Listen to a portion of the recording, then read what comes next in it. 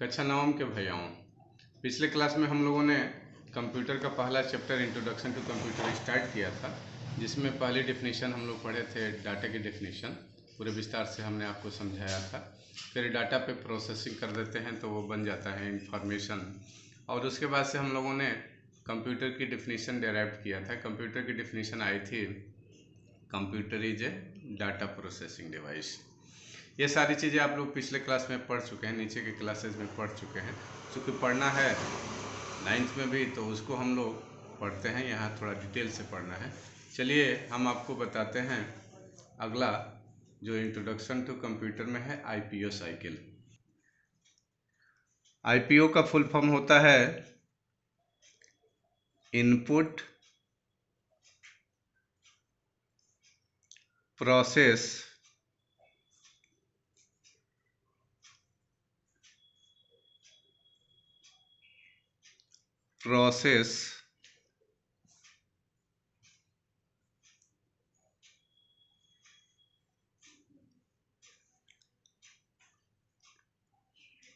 Output. IPO cycle यानी कि input process output cycle. Input process output.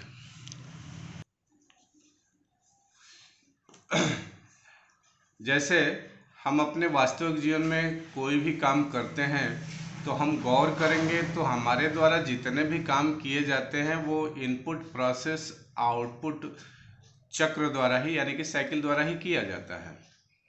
और हमें जब कोई काम करने के लिए कहा जाता है या टास्क असाइन करने के लिए कहा जाता है तो सबसे पहले हमें आउटपुट बताया जाता है कि आप ऐसा काम करिए जिसका आउटपुट यह आ जाए। जैसे आपसे कहा जाएगा कि आप सब्जी लाइए, यानी कि आपको ऐसा काम करना है कि बाज़ार से सब्जी आपके घर में आ जाए। या दूसरा उदाहरण लेते हैं, जैसे आपसे कोई कहे कि चाय बनाइए, यानी कि आपको चाय बनाना है, यानी कि आपको ऐसा काम करना है जिसका रिजल्ट चाय बन करके तैयार हो जाए। जब हमें कोई टास्क असाइन होता है तो हम पहले डिटरमाइन करते हैं कि हमें उस टास्क को अचीव करने के लिए क्या क्या इनपुट अप्लाई करने होंगे, किस तरह का प्रोसेस करना होगा और तब हमें रिजल्ट मिल जाए। जैसे चाय बनाना है तो चाय बनाने के लिए हमें इनपुट के रूप में क्या चाहिए? हमें पानी चाहिए, दूध चाहिए, चाय पत्ती चाहिए, चीनी चाहिए। प्रोसेस फेज में क्या आएगा कि हम स्टोव को बर्न करेंगे, उसमें कोई पॉट रखेंगे, उसमें वाटर ड्रॉप करेंगे, मिल्क ड्रॉप करेंगे, बॉयल करेंगे, फिर शुगर डालेंगे, फिर चाय पत्ती डालेंगे और एक निश्चित समय तक उसे खौलाएंगे और फिर उसे चाय छन्नी से छान देंगे तो चाय हमारी बन करके तैयार हो जाएगी। जैसे आपसे कहा जाए कि आटा पिसवाइए तो आपको ऐसा काम करना है कि आटा पिस जाए। तो आटा पिसवाने के लिए इनपुट क्या करना होगा? तो हमें गेहूं देना होगा और जो मशीन में गेहूं डाल करके प्रोसेस किया जाता है वो प्रोसेस फेज है और उसका जो रिजल्ट निकलता है वह आउटपुट फेज है। जैसा कि हमने बताया कि हम अपने वास्तविक जीवन में जो भी काम करते हैं वह इनपुट प्रोसेस और आउटपुट में डिवाइडेड होता है। हमें ऑब्जेक्टिव दिया जाता है, उस ऑब्जेक्टिव को अचीव करने के लिए हमें क्या क्या इनपुट अप्लाई करने होंगे और किस किस प्रोसेस से गुजरना होगा कि वह आउटपुट मिल जाए। हमारे द्वारा जितने भी काम किए जाते हैं वो आईपीओ साइकिल द्वारा ही किए जाते हैं और कंप्यूटर द्वारा भी जितने भी काम किए जाते हैं वह आईपीओ साइकिल द्वारा ही किए जाते हैं। जैसे हमारा कंप्यूटर सिस्टम का अगर हमें ब्लॉक डायग्राम बनाने के लिए कहा जाए तो हम 3 बॉक्स बनाते हैं और पहले बॉक्स में हम लिखते हैं इनपुट यूनिट, दूसरा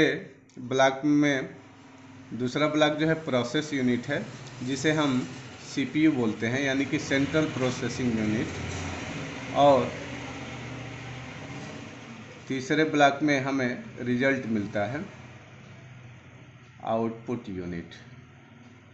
कंप्यूटर के डिवाइसेस को 3 पार्ट में बांटा गया होता है, इनपुट, प्रोसेस और आउटपुट। इसके बारे में हम आगे पढ़ेंगे। फिलहाल हम आईपीओ साइकिल पर डिस्कस करते हैं। हम अपने वास्तविक जीवन में काम इनपुट प्रोसेस आउटपुट में करते हैं। जैसे मान लीजिए कि भैंस से हमें दूध लेना है, तो भैंस से दूध लेने के लिए हमें इनपुट के रूप में उसे चारा खिलाना पड़ेगा, या अन्य कोई जो आते हैं, क्या बोलते हैं उसको, जो अलग से देने के लिए स्पेशल फूड्स आते हैं, उसको हम एज इनपुट करेंगे। भैंस खाना खाएगी और आउटपुट देगी। जब हम आईपीओ साइकिल द्वारा किसी काम को करते हैं और जो हमारा आउटपुट अचीव होता है, इस आउटपुट के क्वालिटी को इन्हेंस करने के लिए, बूस्ट करने के लिए, बेहतर बनाने के लिए हम अपने आउटपुट का कोई हिस्सा एज ए इनपुट लगा देते हैं।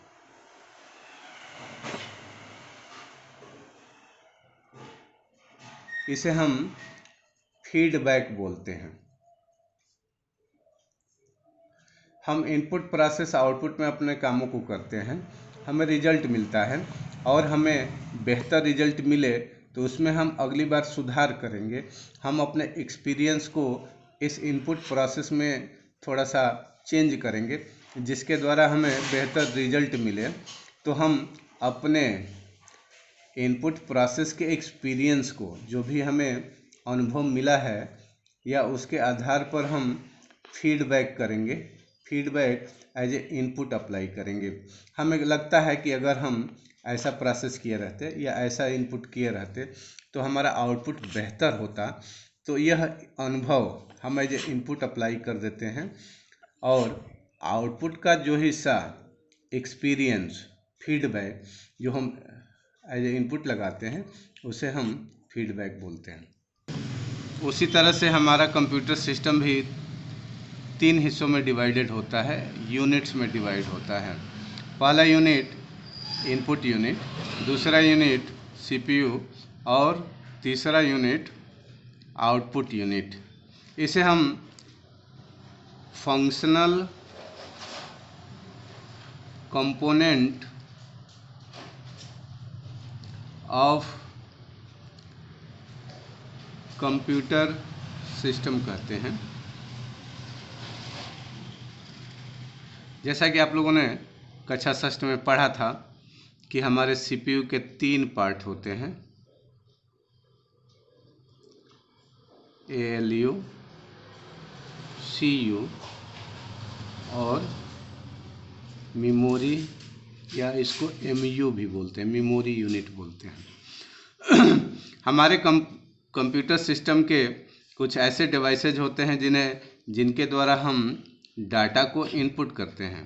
पहले वीडियो में हमने पढ़ा था कि कंप्यूटर एक डाटा प्रोसेसिंग डिवाइस होती है, जो यूनिट के रूप में, इनपुट के रूप में इनपुट यूनिट द्वारा डाटा एक्सेप्ट करता है और उस पर प्रोसेस करता है और हमें रिजल्ट देता है। हमारे इनपुट यूनिट में बहुत सारे डिवाइसेज होते हैं। जैसे पहला और बहुत ही इम्पॉर्टेंट डिवाइस होता है कीबोर्ड, दूसरा इनपुट डिवाइस होता है माउस। उसके बाद भी हम बहुत सारे इनपुट डिवाइसेस का यूज़ करते हैं, जॉयस्टिक, लाइट पेन,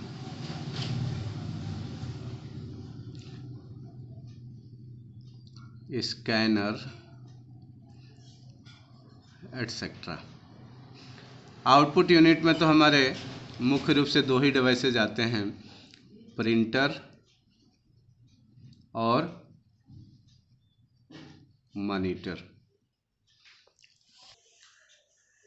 हम लोगों ने functional component of a computer system पढ़ा।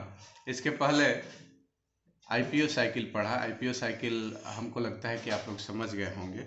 और कक्षा 6 में आप लोगों ने फंक्शनल कंपोनेंट भी पढ़ा है, इनपुट डिवाइसेस के बारे में भी पढ़ा है, सीपीयू के पार्ट्स के बारे में भी पढ़ा है और आउटपुट यूनिट के बारे में भी पढ़ा है।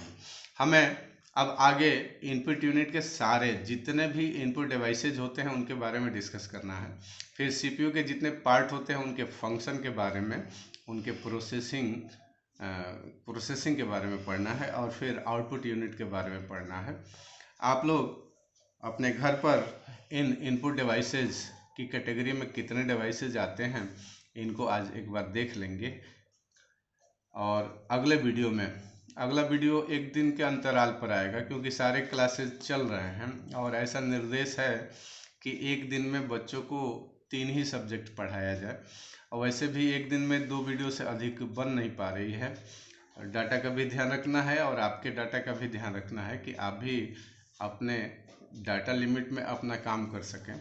इसलिए थोड़ा वीडियो भी छोटा करना पड़ रहा है और एक दिन में 2 ही वीडियो बन पा रही है। कक्षा 9, 10, एकादश और द्वादश 4 कक्षाएं हैं हमारे जी में, इसलिए 2-2 वीडियो एक दिन में बना रहे हैं और फिर एक दिन के अंतराल के बाद से अगली वीडियो दे रहे हैं। तो आज बस इतना ही रहेगा। और आज आप लोगों को अपने घर पर इनपुट डिवाइसेस के बारे में, कितने इनपुट डिवाइसेस होते हैं और उनके क्या क्या फंक्शन होते हैं, कार्य होते हैं, उसको आप लोग घर पर स्टडी करेंगे।